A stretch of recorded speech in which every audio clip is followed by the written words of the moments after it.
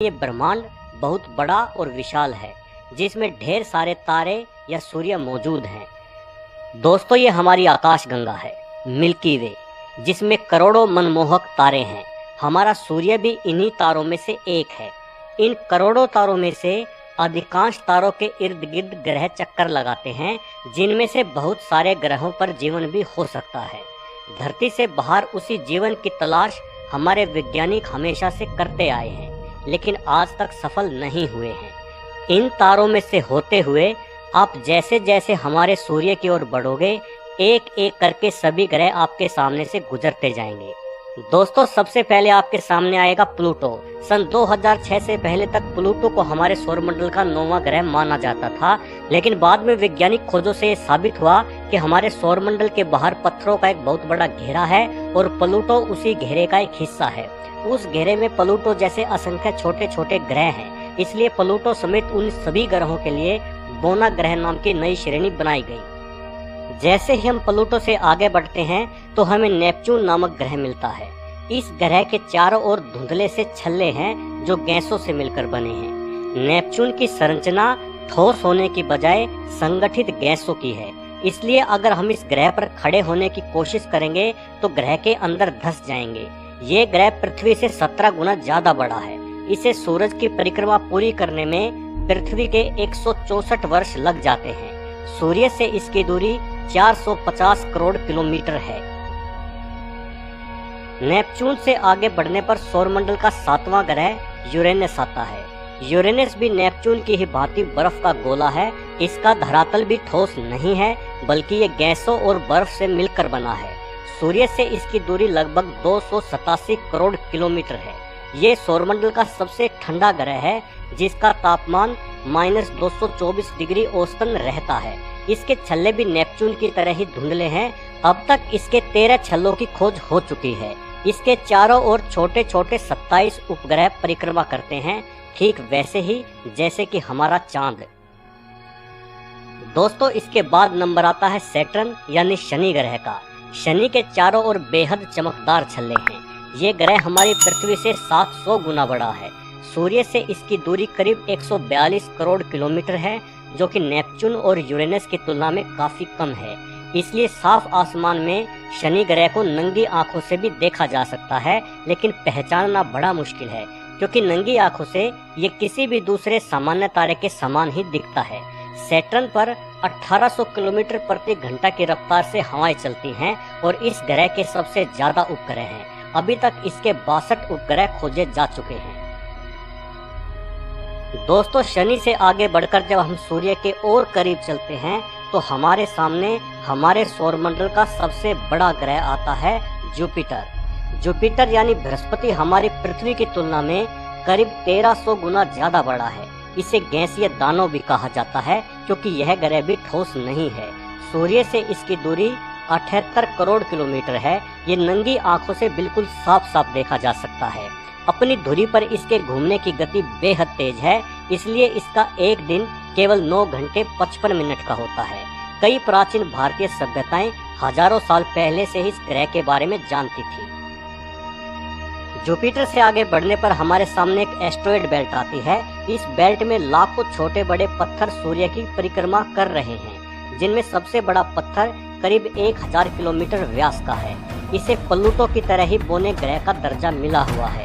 ज्यादातर पत्थर 10 किलोमीटर बड़े हैं, लेकिन कुछ सिर्फ धूल के कण मात्र हैं। खैर, इन लाखों पत्थरों के बीच में से निकलकर हम अपने अगले ग्रह की ओर बढ़ते हैं। हमारा अगला ग्रह है मार्स यानी मंगल। इसकी लाल आभा के कारण ही इसे लाल ग्रह भी कहा जाता है। सूर्य से इसकी दूरी 22 करोड़ 79 लाख किलोमीटर है और आकार में ये पृथ्वी से लगभग आधा है। मंगल ग्रह का एक दिन 24 घंटों से थोड़ा ही ज्यादा होता है, लेकिन इसका एक साल पृथ्वी के 687 दिनों के बराबर होता है। शुरू से ही मंगल ग्रह हमारे वैज्ञानिकों के लिए कौतूहल का विषय रहा है, क्योंकि पृथ्वी के अलावा इसी ग्रह पर जीवन की सबसे ज्यादा संभावनाएं जताई जाती रही हैं। इसका धरातल पृथ्वी ही की भांति ठोस है। इसके नॉर्थ और साउथ पोल में काफी मात्रा में बर्फ भी मिली है। माना जाता है कि मार्स पर कभी बड़ी मात्रा में पानी था। इसका लाल रंग मिट्टी में मौजूद लौह खनिज के जंग लगने के कारण ही हुआ है। आज भी कम मात्रा में ही सही, लेकिन मंगल ग्रह पर पानी के साफ साफ सबूत मिले हैं। इस ग्रह पर काफी बड़े बड़े पर्वत हैं। इसका सबसे बड़ा पर्वत ओलिम्पस मोन्स हमारी एवरेस्ट से करीब 3 गुना ज्यादा बड़ा है। मंगल ग्रह के 2 चांद हैं। अगर आपके शरीर का वजन 100 किलो है तो मंगल ग्रह पर आप सिर्फ 37 किलो के ही रह जाओगे, क्योंकि इसका गुरुत्वाकर्षण बल काफी कम है। वर्तमान समय में मंगल ग्रह की जानकारी जुटाने के लिए 8 रोबोट यान काम कर रहे हैं। इनमें से 7 यान अकेले अमेरिका के हैं और ये हमारे लिए बहुत गर्व की बात है कि 8वां यान हमारे भारत का है। दोस्तों, मंगल ग्रह के बाद आता है इस सौरमंडल का सबसे खूबसूरत और अनूठा ग्रह, यानी हमारी पृथ्वी। वैसे तो हम अलग अलग घरों में रहते हैं, लेकिन पृथ्वी एक ऐसा घर है जो हम सबका है। पृथ्वी हमारे सौरमंडल का इकलौता ऐसा ग्रह है जहां पर निश्चित तौर पर जीवन मौजूद है। इसके अलावा उचित तापमान की वजह से भी यह इकलौता ऐसा ग्रह है जहां पानी तीनों अवस्थाओं में, यानी ठोस, द्रव्य और गैस के रूप में मौजूद है। अंतरिक्ष से देखने पर पृथ्वी बेहद चमकदार नीले रंग की दिखाई देती है, क्योंकि पृथ्वी के 3/4 भाग पर पानी है। खैर दोस्तों, पृथ्वी के बारे में तो हम सभी जानते ही हैं, इसलिए हम आगे बढ़ते हैं। सूर्य के और करीब आने पर हमारा सामना होता है वीनस यानी शुक्र ग्रह से। शुक्र ग्रह की सूर्य से दूरी लगभग 11 करोड़ किलोमीटर है। इस ग्रह का कोई चंद्रमा नहीं है। शुक्र ग्रह आकार में पृथ्वी से थोड़ा सा ही छोटा है, लेकिन ये ग्रह बेहद अजीब है और सौरमंडल में मौजूद किसी नरक के समान है। इस ग्रह पर सल्फ्यूरिक एसिड के बादलों की मोटी परत है और यहाँ तेजाब की बारिश होती रहती है। भले ही ये सूर्य के सबसे निकट ना हो, लेकिन अपने बादलों की वजह से ये सबसे गर्म ग्रह है।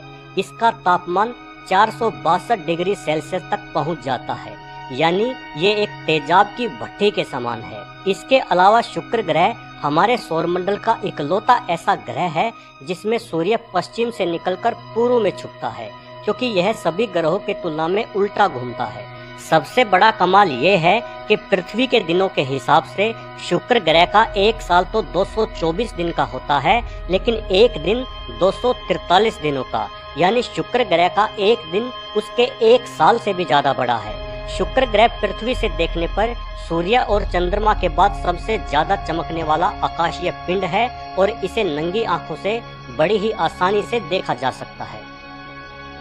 हमारे सौरमंडल के अगले ग्रह के बारे में जानने के लिए हमें सूर्य के करीब, या कहिए बेहद करीब जाना होगा। सूर्य के काफी करीब जाने पर हमें सूर्य के सबसे निकटतम ग्रह मरकरी यानी बुध के दर्शन होते हैं। बुध ग्रह सूर्य से औसतन 5.5 करोड़ किलोमीटर दूर है।